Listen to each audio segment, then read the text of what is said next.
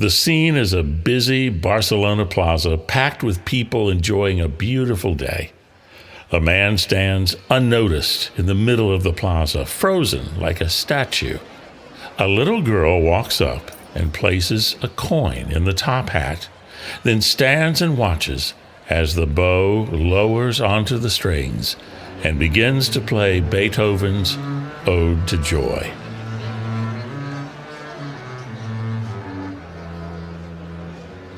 After a few measures, a young woman appears from the crowd carrying a cello.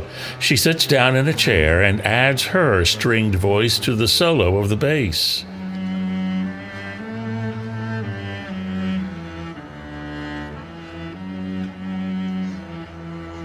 The crowds begin to stop and take notice of the pair, when from the door of the building ringing the plaza comes first a dark-haired young woman holding an oboe, then an older man with a violin.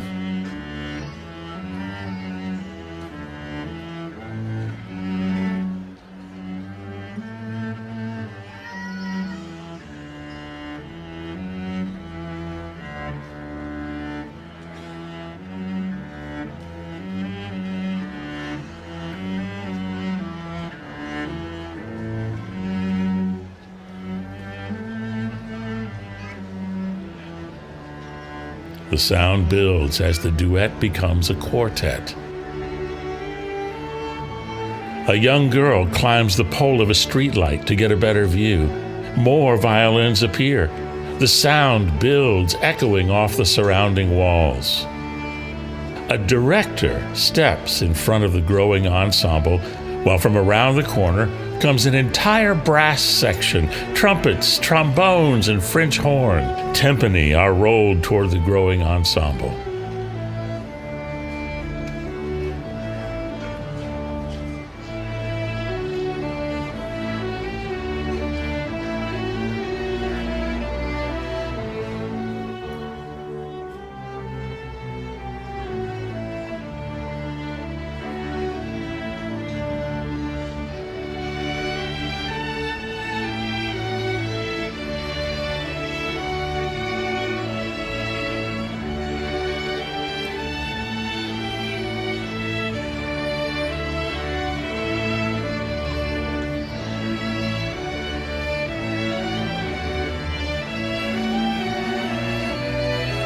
The brass instruments play a single note, calling everyone to attention. An entire chorus seems to appear out of thin air. On the downbeat, chorus and orchestra fill the plaza with the glorious sound of joy.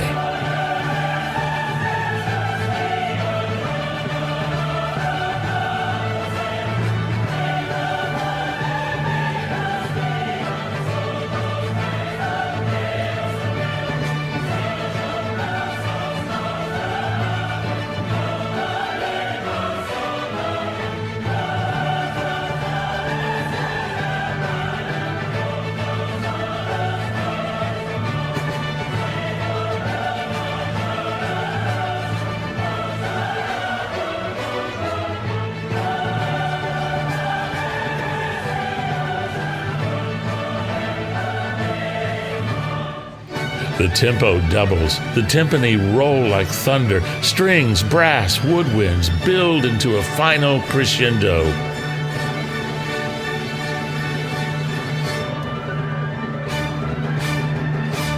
As the last notes echo across the plaza, hundreds of people who 5 minutes before were living their own lives celebrate together an ode to joy.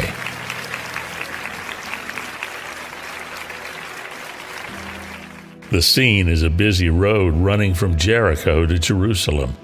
Thousands of people walk the road together, filling the air with dust and anticipation.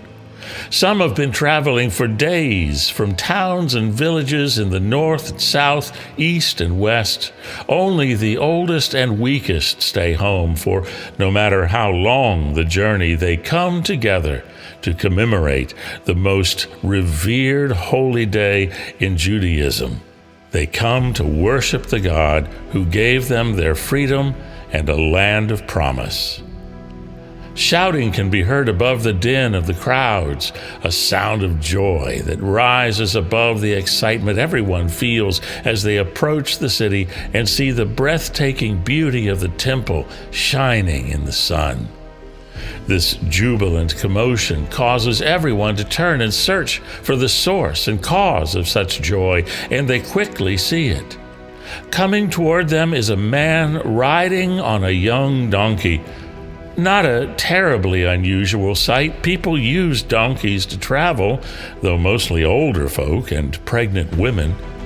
Even more confounding is the people ahead of this man who are taking off their cloaks and laying them on the dirty, dusty road for the donkey to walk on, as if giving this man a red carpet welcome into Jerusalem. Word finally reaches them. This is Jesus, the famous rabbi and miracle worker from Galilee. Rumor has it he could be the Messiah, King David's promised heir to the throne. Could he be coming at Passover to observe the holy day, or perhaps to create a new Passover? Could he be entering the city to drive out the dark empire of Rome and bring the dawn of a new day of independence and prosperity? Is it possible they happen to be here when the revolution begins? Hope rises in them until it erupts in shouts of joy. Blessed is the King who comes in the name of the Lord. Peace in heaven and glory in the highest heaven. Funny, some think, as he passes by. This king rides humbly. He waves to no one, not even a secret wink of acknowledgement.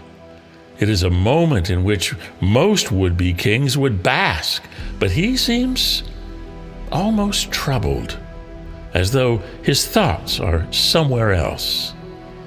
Well, he has a lot on his mind. Surely an orchestrated plan preoccupies his thoughts. Secret troops could be entering the city through other gates at this very moment. Coordinated movements of disguised comrades he must consider. They are wrong, of course. There are no secret troops hidden among the crowds entering the city, waiting for the call to attack. But they are right, too. He does have a lot on his mind, and there is an orchestrated plan. What seems like a spontaneous moment of celebration, this red carpet ride into the city of David, is, in fact, a pre-arranged and premeditated event. They do not see it, but we do. Luke has shown it to us. When he had come near Bethphage and Bethany, Luke writes, he sent 2 of the disciples, saying, "Go into the village ahead of you, and as you enter it, you will find tied there a colt that has never been ridden. Untie it and bring it here. If anyone asks you, 'Why are you untying it?' just say this, 'The Lord needs it.'" So those who were sent found it, as he had told them. As they were untying the colt, its owners asked them, "Why are you untying the colt?" And they said, "The Lord needs it." Then they brought it to Jesus. If this sounds like Jesus is prophetically telling the future, it's because he is. But not simply because Jesus can predict what will happen next. Jesus is telling the future because the future has already been planned. It is not occurring by accident or happenstance. It is not that Jesus needs to ride a donkey. It's not that he's just so exhausted by the long walk from Galilee that he cannot make it 1 more mile from the Mount of Olives and into the city of David. He rides this young donkey because it is the fulfillment of a plan the prophet Zechariah had seen 500 years before. Rejoice greatly, O daughter Zion. Shout aloud, O daughter Jerusalem, for your king comes to you. Triumphant and victorious is he, humble and riding on a donkey, on a colt, the foal of a donkey. A man stands in a plaza in Barcelona, alone and still. A little girl sees the top hat on the ground, the most formal of tip jars. When she places a coin in the hat, she sets off a series of events that at first seem random, unplanned, coincidental, but it turns out that this is a highly orchestrated, pardon the pun, plan to fill the plaza with joy.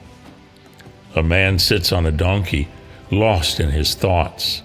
The crowds recognize him as something of a celebrity who may be planning an overthrow of the Roman Empire. Good for you, they say. Probably won't work, but good for you for putting yourself out there. We're behind you. Way behind you. We'll shout for you. Hosanna today, blessed is the King.